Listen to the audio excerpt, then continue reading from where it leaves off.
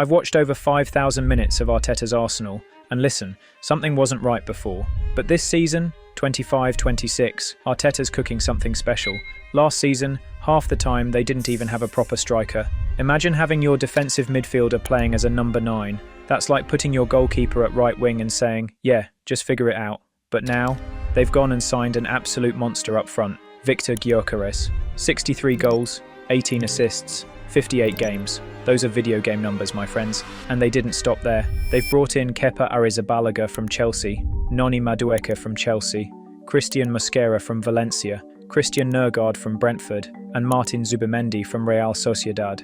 And look, Arsenal's been so close these last few seasons, and it's gotten to the point where every year before the season even kicks off, those Premier League predicted table memes are already putting Arsenal in second, like clockwork. Well, I've got news for the trolls. This year, that joke might blow up right in your face. Let's rewind for a second. When Mikel Arteta took over in 2019, Arsenal were, well, let's just say they weren't scaring anyone. A couple of FA Cups here and there, but in the league, they were drifting. 8th in 2020, 8th again in 2021. You could see what Arteta wanted to build, but it was like trying to put IKEA furniture together with half the pieces missing. Then came the climb.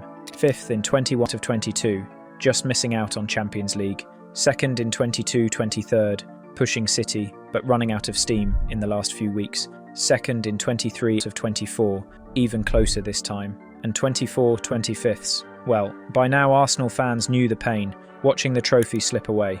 But here's the thing, every season they've gotten better, stronger, more complete. And now, heading into 25-26, you can't help but feel like all those years of almost have been leading to something. But football is brutal. People always say, life's not a zero-sum game.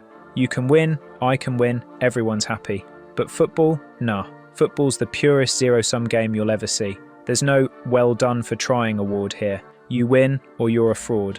You lift the trophy or you're branded a bottler. Harsh? Yeah. True? Also yeah. And Arsenal?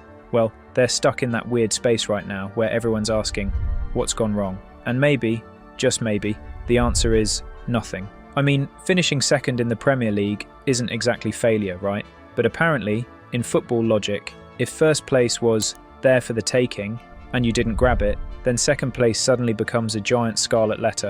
Let's put this in perspective. If Arsenal finish second again, that's 4 years in a row in the top 2. Do you know how many Arsenal sides in history have been more consistent than that? 2. One was Herbert Chapman's legendary 1930s team. The other was Wenger's golden era with Henry and Vieira. That's it. Arteta's sitting in some very, very elite company here, and yet we still hear whispers of Arteta out. I mean, what? This is the same guy who took Arsenal from 8th to 8th again, to 5th to 2nd, 2nd, 2nd again, and now probably Premier League champions. Let's talk about the so-called fatal flaws from the last season. The big one, not signing a proper striker in the last year and a half. Sounds simple, right?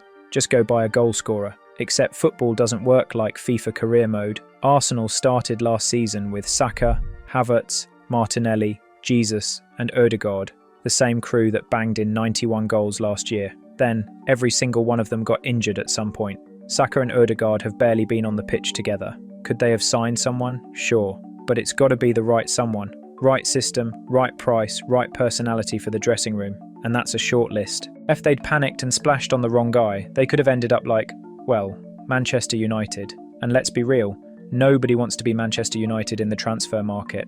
Maybe not this season, but imagine splashing 90 million on Antony or Højlund. Jeez. The second fatal flaw people point to is discipline. Too many red cards, too hyped up, celebrating like they've just won the Champions League after beating Luton on a Tuesday night. There's maybe some truth there. Arteta's teams are intense, sometimes too intense, but remember what he inherited. This was an Arsenal side that had gone soft, no bite, senior players coasting. He burned that out of the club. Intensity isn't just part of his style, it is his style. You take that away, you take away the Arsenal we've been watching for the last 3 seasons. So yeah, Arsenal had flaws. Every team does. But to call the last season a failure? Nah.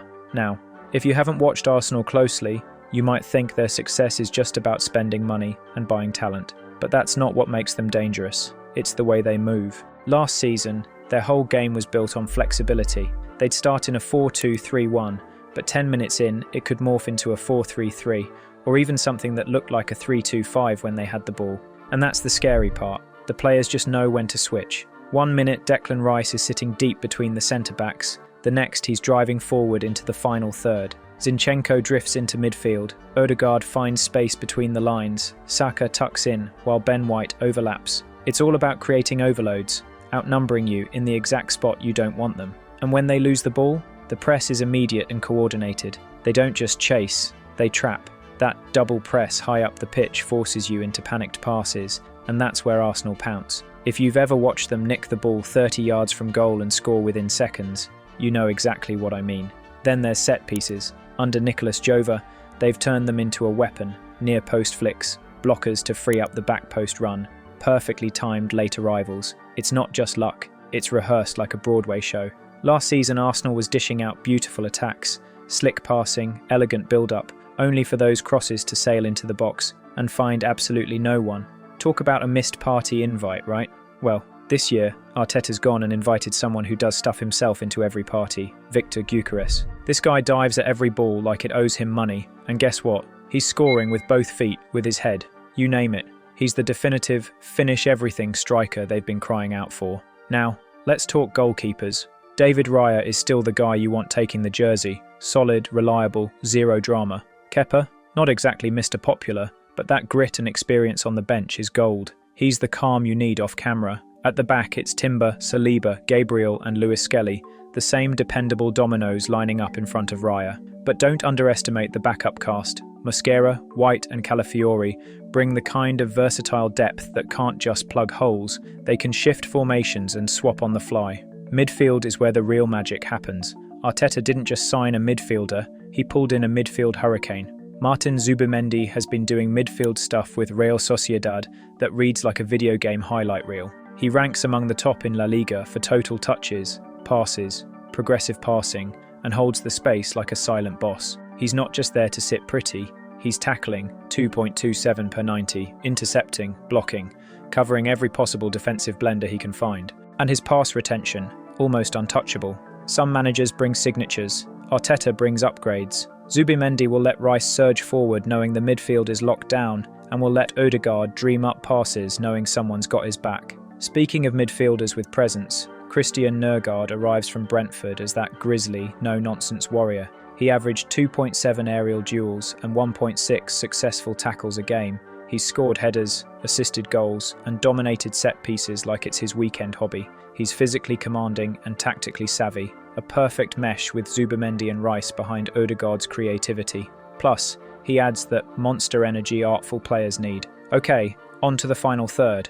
Gyökeres leads the line with fresh energy, and hey, he's already stamped his mark, scoring his first goal for the club via a glancing header from Zubimendi's assist in that 3-0 drubbing of Athletic Bilbao, and Noni Madueke on the left. He brings unpredictability, spark, and those flashy moments that make defenders second-guess before diving in. Saka anchors the right, while Trossard, Martinelli, Havertz, and Jesus lurk as lethal rotation options. That flexibility gives Arteta a blaming cushion and the ability to outthink opposing managers. But let's zoom out. This feels like the moment. Arsenal have been runners-up for way too long. Arteta and sporting director Berta identified the gaps. Finishing touch, depth, midfield control, and check. They've been filled. There's even a Premier League trophy silhouette on the wall in training at Colney, just waiting for paint. Still, there's drama. Here and now, yes, but lurking behind that is now or never. Can Arsenal exorcise the ghosts of near misses? The dressing room atmosphere feels electric. They showed it with that Bilbao performance. Valverde himself said it was another level, simply outstanding. And let's be real, last season's flaws, those injury crises and depth problems, have been patched like a pro craftsman. Now it's all about consistency. Will they hold it, or will the pressure surge crack that foundation? This isn't just a team, it's a statement, a carefully built one, measuring every piece. Control systems, pure finishers, midfield brains, gritty enforcers. Arteta didn't just recruit players, he assembled weapons. So, what do you think? This could be the season they finally stop playing second fiddle. This could be the season Arsenal don't just enter the battlefield,